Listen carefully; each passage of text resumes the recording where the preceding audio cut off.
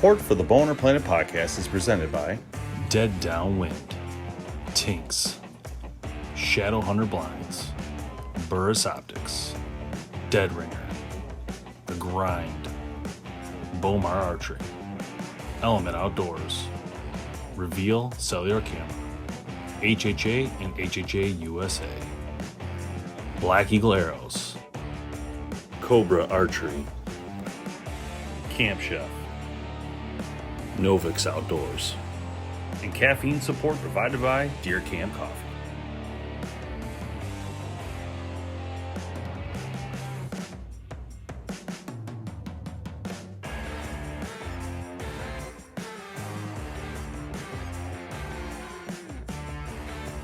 Well, welcome everybody to the BowHunterPlanet Podcast. Myself, Tim Mazrana, Kevin Conlin, James, and we have special guest Karen Butler from Hunt Like a Girl. How are you doing, Karen?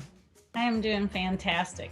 It can't be better than it is. Awesome. Good to hear. So we wanted to bring you on and kind of have a conversation about what Hunt Like a Girl is. And that's actually where I first wanted to start is, can you tell our listeners a little bit about Hunt Like a Girl, kind of the origins, what the thought process is around it and what you guys do?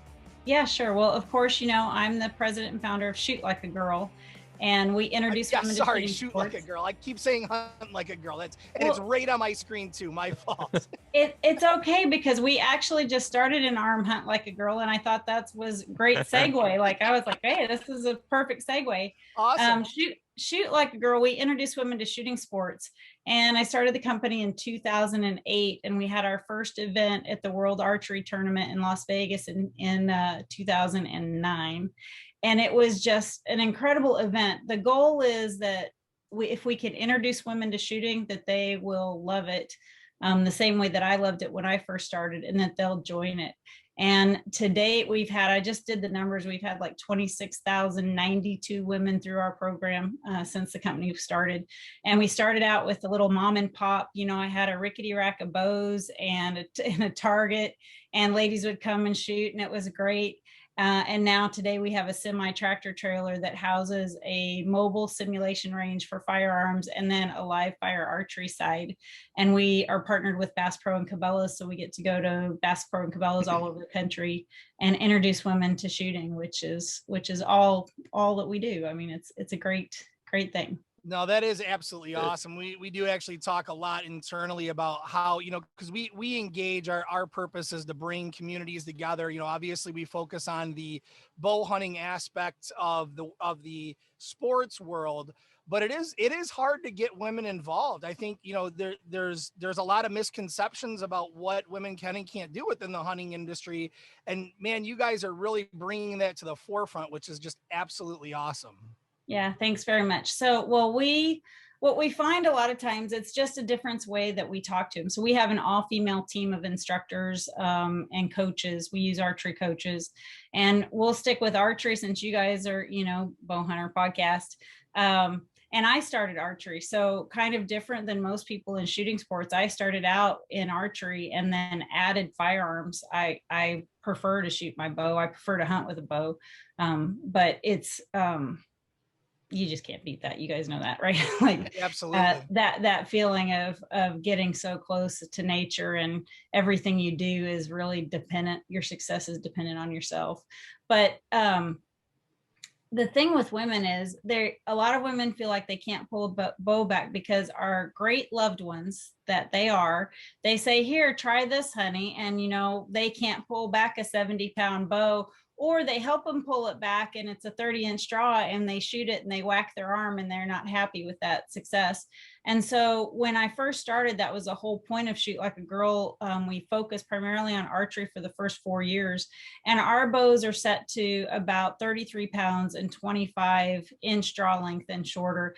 And what's really interesting is we very rarely have women that can't pull that back on their own. And it's a matter of technique and the way we talk to them about using their body a little different.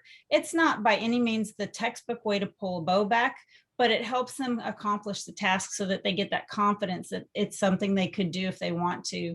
And it doesn't take any time at all. You know, I started out, my first hunt was in Colorado with a bow, and I think I pulled like 38 pounds. Today I can hunt elk in Montana with a 60 pound pull. And it's just a matter of teaching your body those techniques. I'm no stronger than I was then. I just have a different mindset about how I'm pulling that bow back to make it work for me. And women, once we think we can't do something, we really don't want to try, because we don't want to look silly. We don't want to disappoint the men in our lives. We want to do something and be successful at it. And so that's what we give them at Shoot Like a Girl, is just that little taste to say, hey, if you wanted to, you could absolutely do this. And what's great, so about 36% of the women that come through our program will commit to buying a bow. And so that's all new archers that we're bringing into the fold. And when we get mama, what comes with mama, right? Yep. Yeah. Oh yeah, you get those babies. Yeah. Yeah, because that's a big thing that we've talked about in the past, especially in big archery shops. Even for a lot of guys, including myself, it can get intimidating, right? If you can't go in there and use the exact lingo and you're not buying a $1,500 bow, some of them don't really give you the time of day. So it's nice that you have a program like yours that gives people opportunity to give it a shot. Yeah. And feel comfortable about it. Thank you. And I do feel like, though, so sometimes finding an archery shop is like finding a church. You just got to go to your local archery shop. And if you don't like how you're treated or how you feel, go to the next one down the road, because for the most part, I mean, honestly, I am genuine when I say this. My whole time in the shooting sports industry, I've maybe met 3 people that I wouldn't invite out to dinner with my husband and myself. Most of the people in shooting sports are kind, generous. They want you to be successful. They want you to enjoy the sport. And I think it's just a great community that's more inclusive than we get credit for, in all honesty, and how we really want to just build, have more people doing our sport. You probably wouldn't want these 2 guys going out to dinner with you and your husband, but I'm available with my wife. Well, I always say, and my husband. Yeah.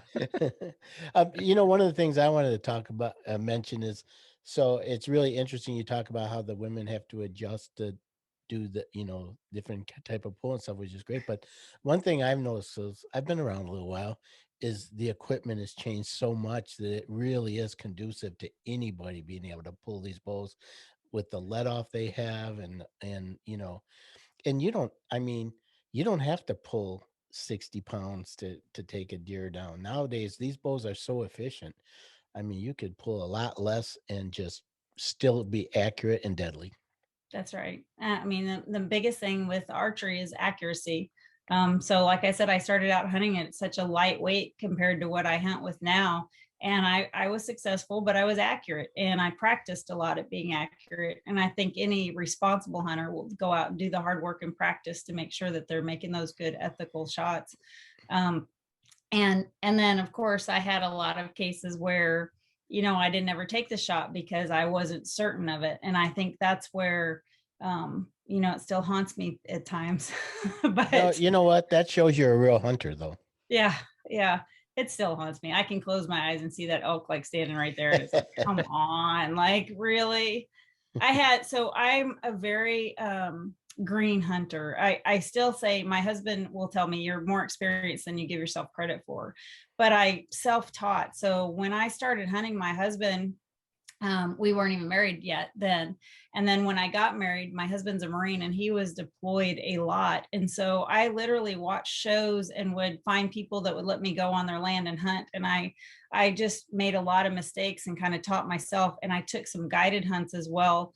And I had friends take me. So when I say self-taught, it's really self-taught with like this plethora of people that have shared all their knowledge with me.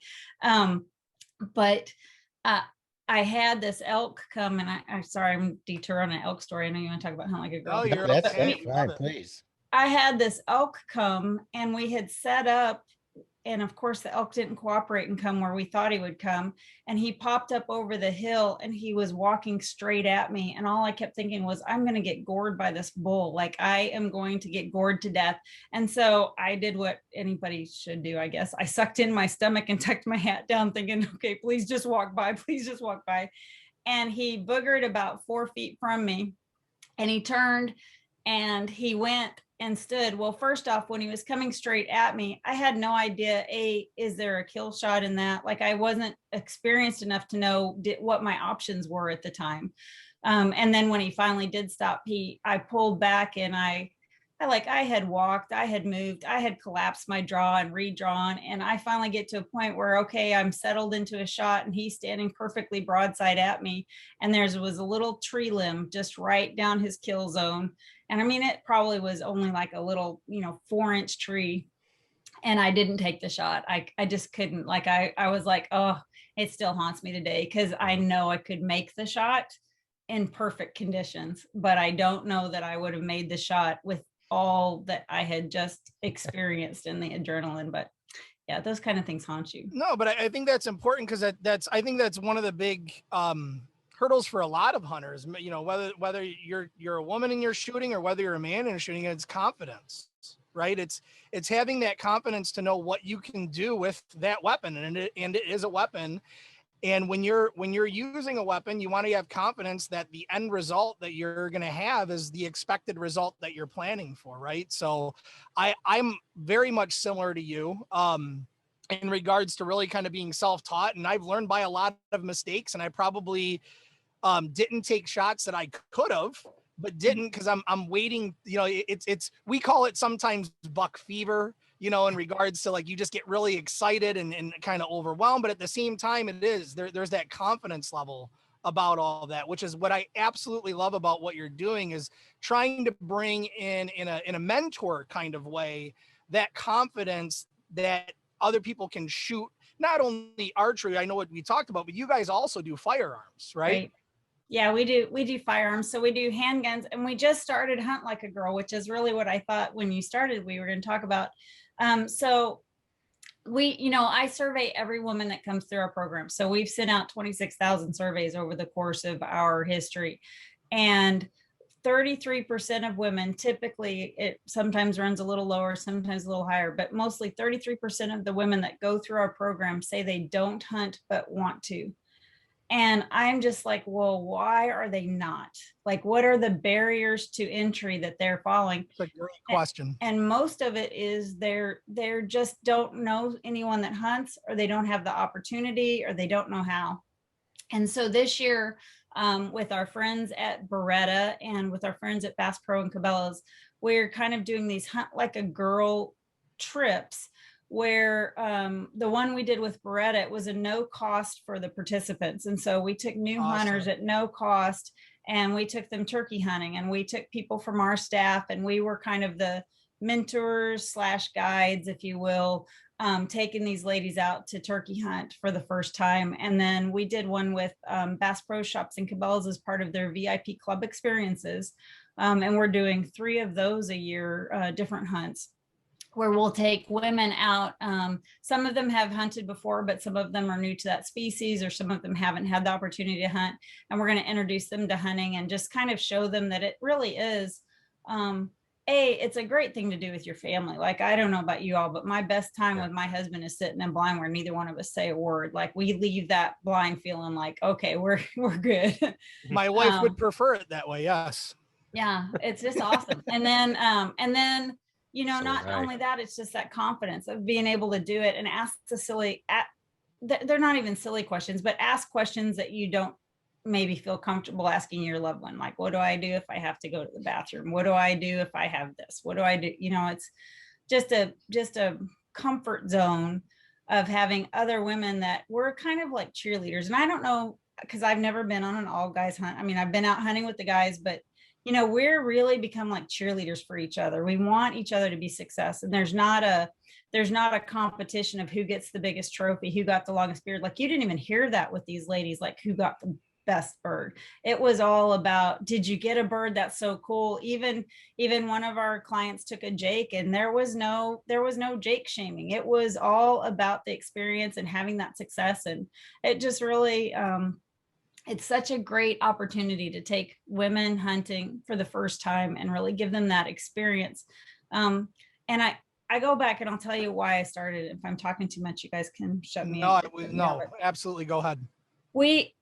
So I started Shoot Like a Girl because when I first shot a gun and a bow, it was the lowest part of my adult life. I was in the middle of a divorce, and my friends took me camping, and I really had just at that time of my life felt like a failure.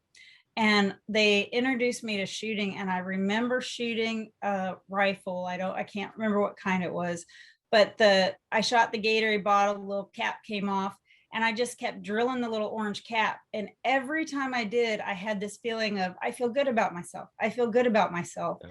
And I really started Shoot Like a Girl because I wanted every woman to have that same sense of feeling good about themselves and the confidence that comes from that.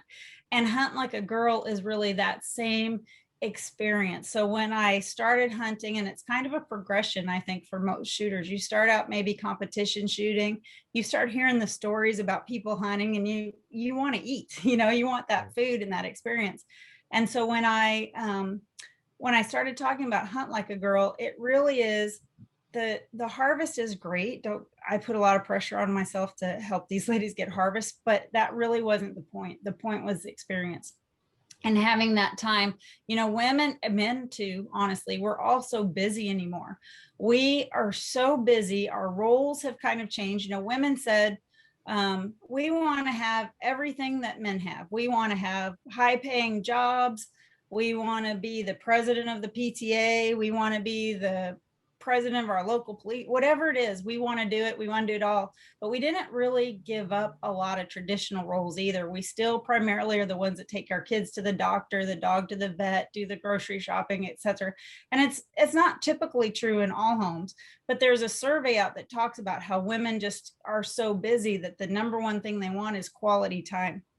And you guys know, when you sit in a blind, when you sit in a tree stand, when you just walk the woods scouting, you are spending quality time for yourself. It's kind of a moment to have a self-reflection and just kind of reset everything and go about your week the next week feeling exhilarated because you've taken a little time to let your mind and your to-do list take a rest. And so that's why we started Hunt Like a Girl, because we really want that confidence to go to those women. And I am going to say one more thing. I think so they did that survey to find all that data. I think if they did that same survey today and asked men the same question, I think men would also say that they just want more quality time, because what I see from our male counterparts is that most of them are still, primarily doing the male traditional roles of a household.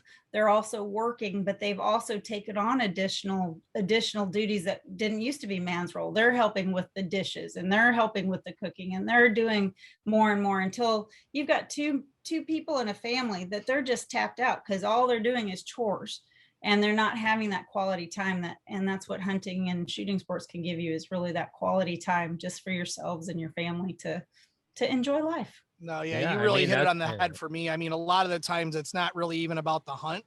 It's about getting outdoors and having those peaceful moments that you don't get during your day-to-day life. So you're absolutely correct around that. Yeah, I don't know if you've ever experienced this, but like I get out in the woods and sometimes I get into this zone, and like a deer or something will come out, and it's like, yeah, do I really want to shoot it? I'm having such a good time.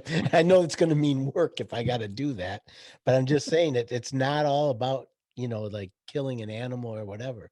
You just described perfectly what hunting is for me. And I think for most people, and people who don't hunt don't understand that. No, it's just a recharge.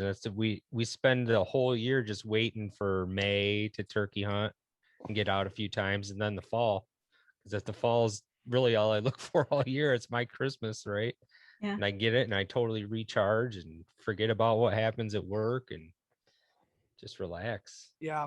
So Karen, have you seen a difference in, I don't know, maybe the number of people that are interested, or just the change over the past year with the whole COVID, working at home, kind of more living more, and I don't want to say sustainable, but we saw a big change in the industry where there's a lot more hunters coming on board. Not to say that they're all scared that they can't get meat at the grocery store or anything like that, but there was just a change in mentality of people wanting to live more sustainable, through their own actions and hunting and all that kind of stuff. Have you seen similar things going on? Well, I've seen that. We've really seen on the firearm side in terms of self-defense with the defund the police movement and the protest. We've seen more people of every background concerned about their personal safety and wanting to take responsibility for their own safety in terms of self-defense for handguns. On the hunting side, I mean, I'll tell you, so I understand what the industry is experiencing, but what we've experienced with Shoot Like a Girl from the beginning is these numbers have stayed true with people wanting to hunt but don't. And so I think we as an industry aren't just reaching those people. We are seeing a lot more people. I mean, for the past 3 years, I mean, you've seen a lot more of the kind of the younger generation that gets tagged as millennials being more interested in sustainable living. I mean, I remember that Randy Newberg did a hunt lecture at a bar, and it was packed out with millennial kids that want to know how they could go out and get their own food. And so I think that COVID definitely helped on the hunting front, but I think that people have been there. They just don't know how to bridge that gap. It's really what I go back to is we've really got to look at those barriers to entry and find out how we break them down so that we get people. I mean, it's scary. If you don't have land to go hunt on and you wanted to go hunt public land, that is a whole entire another piece. When you're out here, like I'm in Alabama and Tennessee, you know, that's a whole different story than if you're in Idaho or Montana. Yeah, that is a big hurdle, you know, in regards to hunting is where can you, the prep work revolved around that, because hunting public land is just a different beast altogether if you have nowhere to go privately. And that's probably about a 10-hour conversation in and of itself about how to hunt public land, if not longer. Which is, I think you're right. I think there are definitely hurdles involved. Not necessarily in regards to public hunting or anything, but if our viewers out there, if they're interested in getting involved, what would you say should be their first steps? What should they do? So I think if there's someone that wants to hunt but doesn't, they should find a hunter and go up to that hunter and say, you know what, I have always wanted to hunt. Would you take me with you? Please. Because most states have a apprentice program where you don't have to go through the whole entire hunter safety thing. I mean, that's the thing. So we just said everybody's busy, right? So if you think you've got to go spend 2 days on your computer or in a class to get the hunter safety card for your town, and it's something you don't even know if you're going to like or do or invest in, why are you going to spend that upfront time? And so that's why these states that have these apprentice programs are so great, because you can just buy an apprentice license, go with a licensed hunter, and then that licensed hunter has different responsibilities, because then they are assuming the responsibility for their hunter. But just go ask. I mean, honestly, that's how I did. I just wrote a story, so I've been a little reminiscent lately, but my very first hunt was feral pigs in Colorado, in Pueblo, Colorado, bunch of feral pigs. And I was at the archery shop, and I heard my friend Jerry talking about taking his son on his first hunt. And I said, can I go? And they're like, sure. And so as soon as David got his pig, then I shot my pig. And so it was, I mean, I'm laughing. My first hunt was with a 9-year-old, but it was a great experience. And it's how I got into the hunting world. And I just think that for the most part, unless you're a total jerk, most people are going to find a way to take you hunting. I don't know very many hunters that are so focused on themselves that they wouldn't take a day to take somebody else out into the field. Yeah, no, for sure. And we talk about that internally all the time. You know, for us, like I said before, it's not always about the hunt. It's about the experience. We have kids ourselves. Kevin has grandkids. And I think we talk every year. We look back, you know, at the end of the year and kind of talk about our favorite moments throughout the year. And time again, you know, for us being parents, it's about bringing our kids out. But that's no different than what you're talking about. It's really about bringing that new hunter and watching them kind of evolve and develop and have this passion for something that you've had all along. And I think that's awesome that, you know, you can match people together and you blossom. When your passions blossom together, it's so much more enjoyable for everybody involved. Yeah. So that is absolutely awesome. I will say though that, so I took my 9-year-old to the deer blind with me. I set a blind up so he'd be comfortable and I wouldn't have to worry about him moving as much, thank goodness. And so we didn't see a deer, but he was bored. And so I gave him my wind checker I highly recommend you don't ever give a 9-year-old wind checker. Like, you can breathe in that blind. Oh my gosh, that's funny. I think we've all been, you know, the attention span isn't quite there yet, but let's be honest, the attention span, even for me, isn't always there either. But it is, I think, you know, my oldest went out, I think for the first time when he was like 7 or 8 years old. And I think we might've lasted an hour. Yeah. And that was about all it. the snacks are gone within the first 45 minutes. Absolutely. And the bags rattled. You're probably not finding any, you're not going to see anything anyway, but it's about watching, you know, and helping them enjoy it. And once they enjoy it and they, you know, you take little baby steps, right? Yeah. You're not always going to have, and you're not always going to shoot, and probably, you know, statistically it won't happen where you're going to shoot a 12 point on your first hunt out ever. Right. That just doesn't happen. And it's about taking those baby sets and keeping in your comfort zone, stepping outside a little bit, because you have to expand your horizons, but growing that passion. And if you like it, keep doing it, keep going for it, and the success will come. At least that's been my experience. Yeah. And I would tell you, so when you do, like, if you guys were to take a new hunter hunting, especially a woman, I would have a conversation with them early on about expectations of the hunting experience.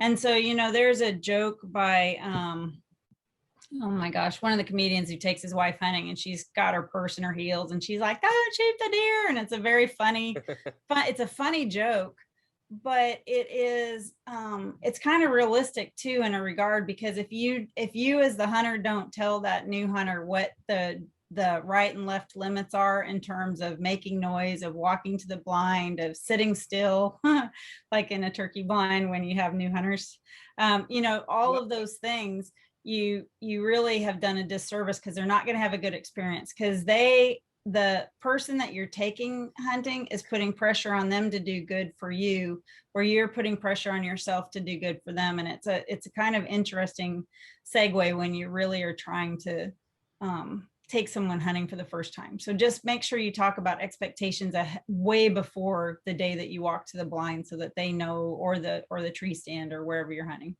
Great point. So for our listeners out there, how do they get involved with Shoot Like a Girl or Hunt Like a Girl?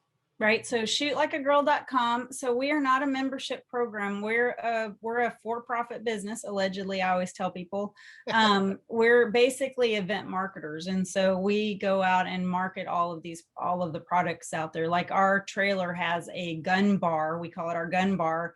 And we've got about 28 different firearms that are deactivated that people can shoulder. They can work the action on the pistols if they want to.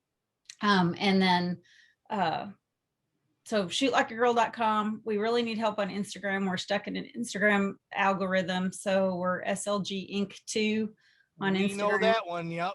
Yeah. That's a tough break for sure. We'll beat them. Maybe not now that I said that loud, because it's recorded somewhere.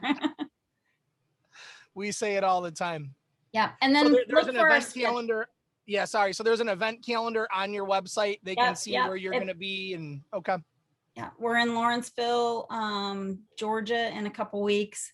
We're going to be out at the archery.